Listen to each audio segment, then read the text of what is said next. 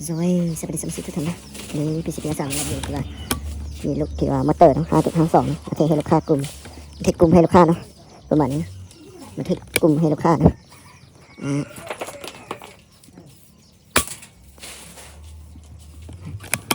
หมดเตียน1 บาทเนาะ2 บาทเนาะบ่เก่าเนาะบาท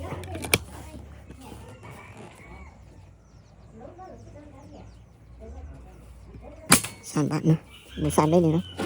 จะใส่ที่ว่าอยู่ระจับเนาะนะไก่อยู่ระจับนะเก่าเลยเนาะที่4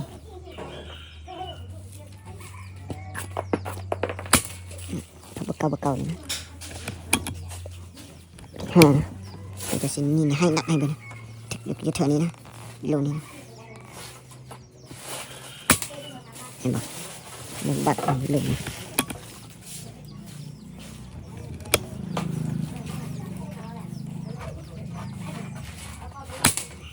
2 บาทเห็นป่ะ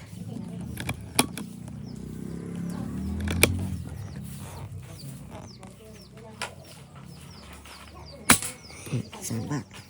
เขาบ่เดียวเลยนะ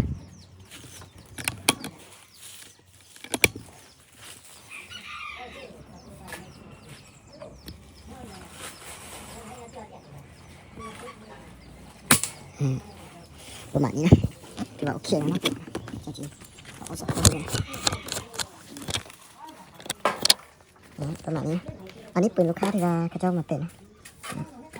ประมาณนี้นะซื้อที่ว่าซื้อปืนนะข้าพเจ้าที่ว่าปี2023นะพอดีเนาะโยเหมือนบุตรโยเหมือนยกอู่แข่งความสลิดนะตัวนี้นะ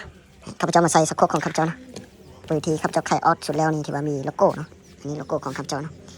ข้าพเจ้าซื้อปี2023เนาะปัจจุบันนี้ปี2026แล้วนะของคันที่ว่าไล่ปีปืนก็ที่ว่าเก่ามาแล้วนะ4ก็ล็อกมันนะไม่ได้ก้อน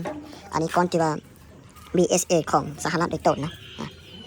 ขนาดล็อก4ปานนี้ยังบ่มีบางหาเนาะก้อนนี้ที่ว่าเจนดีเนาะไซมันที่ว่าระยะที่ว่าของคันที่ว่าไล่ปีเนาะแต่ว่าอย่าเจนคือเก่าเนาะไทยนี่ที่ว่าเขาเจ้าเฮ็ดตกแล้วเนาะน็อกตัวนี้ทิศจีนบ่แม่นน็อกตัวนี้นะแล้วก็บ่เข็มสับนี่ก็เขาเจ้าเฮ็ดตกเนาะเห็นป่ะเข็มสับรอสอยังดีคือเก่าเนาะปืนบ่นี้เนาะเขาเจ้าเสะสะพานมาเลยเนาะอันนี้เขาเจ้าไปทูเพื่อนยังพูดเนาะทีนี้เอามือไปดับนะนี่เจ้าว่าเสียงเกี่ยวแล้วก็ดับมันนะทีนี้เนาะประมาณนี้เนาะแล้วที่ว่าฐานนี้จะเป็นทางคาร์บอนเนาะทางคาร์บอนนี้ที่ว่าข้าพเจ้าขายในเนี่ยราคาที่ว่าซุปก่อนนี้มีแต่ล้ำไปเนาะปัจจุบันนี้ล้ำไปน้อยนึงเนาะเกิดจากความสอนนั้นนะสำหรับวาล์วนี่ที่ว่าข้าพเจ้าเก็บให้เลยเนาะ เป็นวาล์วที่ว่าเราซ้อมมูวี่เนาะข้าพเจ้าเก็บให้เนาะ แล้วใส่สปูตลีตะเขียนเนาะประมาณนี้นะข้าพเจ้ามาเทสนี่มาเทสที่ว่าลูกมอเตอร์นะเสาเอเกในระยะประมาณ39 เมตรเนาะข้าพเจ้าเทสให้เนาะประมาณนี้นะที่ว่าเข้าป่าก็บ่ได้ออนไลน์ไก่ข้าพเจ้าเลยที่ว่าเทสให้หมดเลยเนาะข้าพเจ้าตั้งความไวลูกนี่ที่ว่าตัวนี้85 เมตรต่อวินาทีนะข้าพเจ้าเทสความไวลูกเนาะตั้ง APS ให้เนาะประมาณนี้นะอันนี้ลูกค้ามีเตเอาไปเราไปยีได้เลยเนาะข้าพเจ้าจะบอกเอาอย่างนะประมาณนี้นะลงที่ข้าพเจ้ายีไปที่ว่าไล่หนักเนาะเมื่อกี้ข้าพเจ้าจุกลงประมาณ1,800เนาะทีนี้ประมาณ1,500เนาะปัจจุบันนี้เนาะลงนี้นะเนาะ1,500นะหลอดซอนี่จะเป็นที่ว่าหลอดซอเปียโนเนาะที่ว่าเขาคันใส่ได้3 ปีแล้วเนาะยันใส่ได้คือเก่าเนาะรุ่นนี้จะเป็นที่ว่าคอนะ